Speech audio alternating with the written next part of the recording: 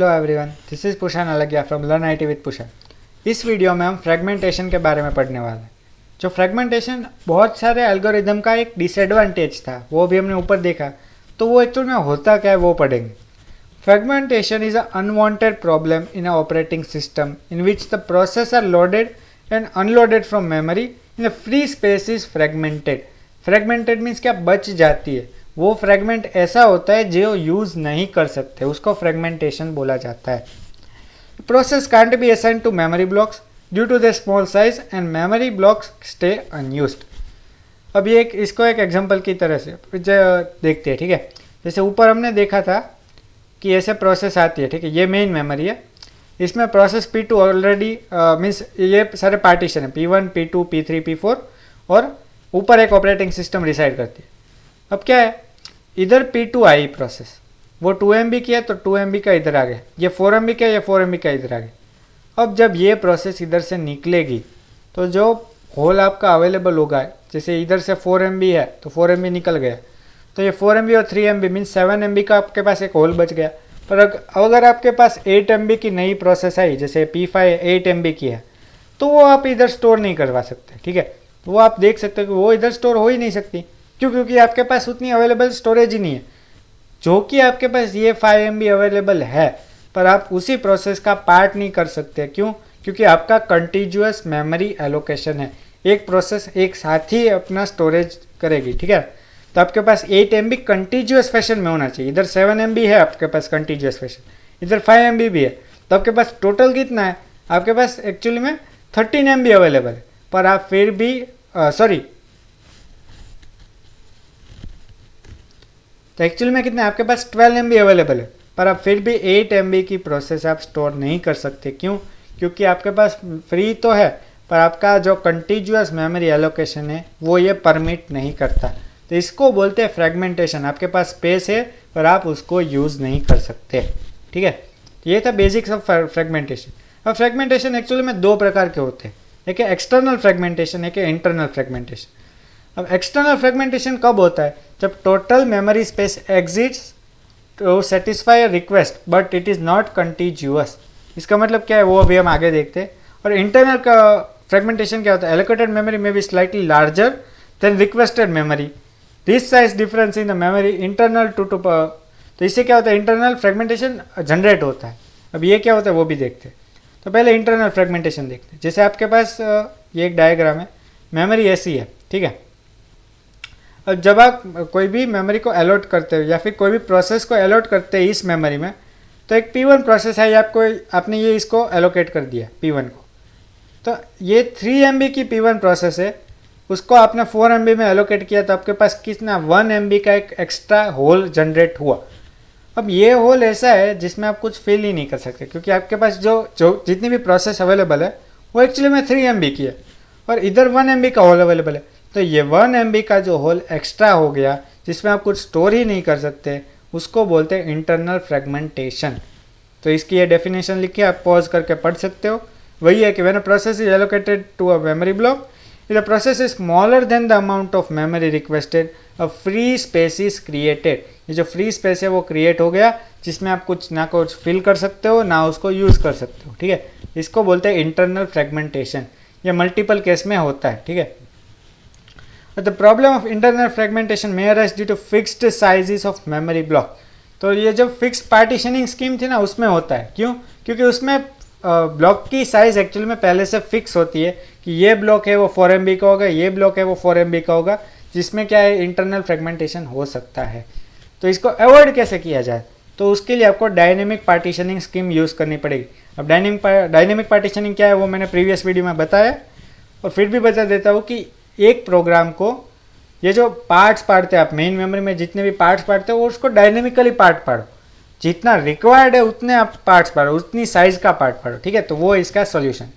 Next है external fragmentation. अब इसका मतलब क्या है? External fragmentation happens when a dynamic memory allocation method allocates some memory but leaves small amount of memory unusable. इसका मतलब क्या है कि अगर आपके पास ये कोई मेमोरी है, ठीक है, इसमें आपके पास different types of partition available है। अब आपने अगर कोई भी ऐसी प्रोसेस को स्टोर कर दिया, जैसे इधर आपने P4 को स्टोर किया, इधर P1, इधर P3 को, इधर P2 को। अब आप इधर देख सकते हो कि अगर P4 को स्टोर किया, ये 2 MB बच गया, इधर 1 MB बच गया, इधर 1 MB बच गया, इधर भी 1 MB बच गया। अब ये सारे को अगर ऐड करते हैं ना तो एक्चुअली में होता है 2, 1, दैट इज 3, 4 और 5 MB का स्पेस आपके पास एक्चुअली में अवेलेबल है। और नई प्रोसेस आई जो है 3 MB की, पर आप इसको 3 MB को इसमें स्टोर नहीं करवा सकते। क्यों? क्योंकि ये कंटिन्यूअस फैशन में नहीं है। तो ये इसका एक डिसएडवांटेज बन जाता है, ठीक है। तो इसका मतलब क्या है, the quantity of available memory is substantially reduced if there is too much external fragmentation. इसका मतलब क्या है कि when a dynamic memory allocation method allocates some memory but leaves a small amount of memory unusable, means ये memory को allocate तो करता है पर थोड़ी अमाउंट ऑफ मेमोरी ऐसी होती है जो अनयूजेबल होती है। पर जब ऐसी प्रोसेस आती है जिसको स्टोर करना हो तो वो सारी स्मॉल अमाउंट ऑफ मेमोरी को इकट्ठा करे तो हमारे पास स्पेस एक्चुअली में अवेलेबल है, पर हम उसको स्टोर नहीं करवा सकते क्योंकि हमारा वो कंटिन्यूअस फैशन में स्टोर नहीं हो पाता है। ये था एक्सटर्नल फ्रेगमेंटेशन। तो इधर एक एग्जांपल दिया, जैसे if 3 process P2, P3, P4 comes of sizes 2, 3 और 6 MB। जैसे P2 की साइज क्या है, वो है 2 MB, P3 की 3 MB और P4 की 6 MB है। Now this process get memory blocks of size 2, 4 और 8 MB, मीन्स इसमें 1 MB बच गया और इसमें 2 MB बच गया। So now if the closely analyse the situation when P3 process that is इसमें 1 MB बच गया, इसमें 2 MB बच गया, when again causing internal fragment, means ये इंटरनल फ्रेगमेंटेशन तो बन गया। पर अब जब 4 MB की नई प्रोसेस आई, ठीक है, तो उसको अगर स्टोर करना है तो वो हम एक्चुअली में नहीं कर सकते क्योंकि हमारे पास कंटिन्यूअस फैशन में अवेलेबल नहीं है, ठीक है।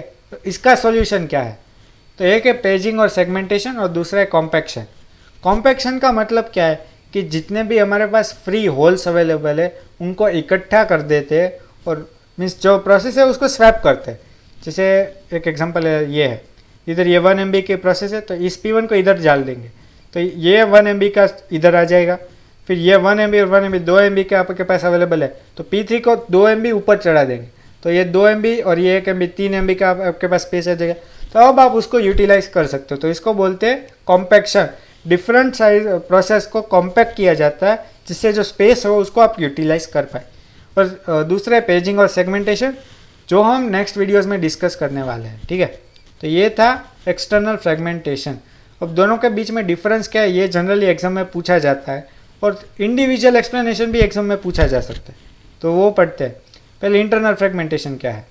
Internal fragmentation is a area occupied by the process but can not be used by the process, ठीक है। वो एरिया प्रोसेस ने ऑक्यूपाई तो कर लिया पर वो यूज़ नहीं कर सकती। और एक्सटर्नल फ्रेगमेंटेशन क्या है कि टोटल मेमोरी हमारे पास है, उतनी फ्री मेमोरी है पर उसको हम यूज़ नहीं कर सकते क्योंकि हमारे पास कंटिन्यूअस मेमोरी एलोकेशन नहीं है। First fit and best fit memory allocation does not suffer from internal fragmentation. और ये एक इंपॉर्टेंट पॉइंट है कि फर्स्ट फिट और बेस्ट फिट है वो उसमें इंटरनल फ्रेगमेंटेशन नहीं होता, एक्सटर्नल फ्रेगमेंटेशन होता है, ठीक है। In fix partitioning inefficient use of memory due to internal fragmentation. इसमें इनएफिशिएंट यूज ऑफ मेमोरी होता है, इसमें भी इनएफिशिएंट यूज़ है पर वो प्रोसेसर का होता है क्योंकि इसमें डिफरेंट टाइप्स ऑफ पार्टीशनिंग है। तो जो मेमोरी बचती है उसको हम एक्चुअल में प्रोसेस तो कर पाते पर उसको यूज़ नहीं कर सकते, ठीक है, क्योंकि कॉम्पैक्शन यूज़ होता है तो सारे प्रोसेस को स्वैप करना पड़ेगा तो इसके लिए प्रोसेसिंग पावर हाई चाहिए होगी। फिर है paging. Paging suffer from internal fragmentation. तो ये पेजिंग का प्रॉपर्टी है वो हम आगे पढ़ने वाले। वैसे सेगमेंटेशन की प्रॉपर्टी है वो भी हम आगे पढ़ने वाले, ठीक है। तो ये सारा है, आप वीडियो पॉज करके आप डिफरेंसेस देख सकते हो, ठीक है। अब हम नेक्स्ट पे चलते हैं जो है नॉन कंटिन्यूअस मेमोरी एलोकेशन, ठीक है। तो अब इतना रखते हैं, अब नेक्स्ट वीडियो में हम नॉन कंटिन्यूअस मेमोरी एलोकेशन है उसको पढ़ेंगे। Okay, thank you, bye.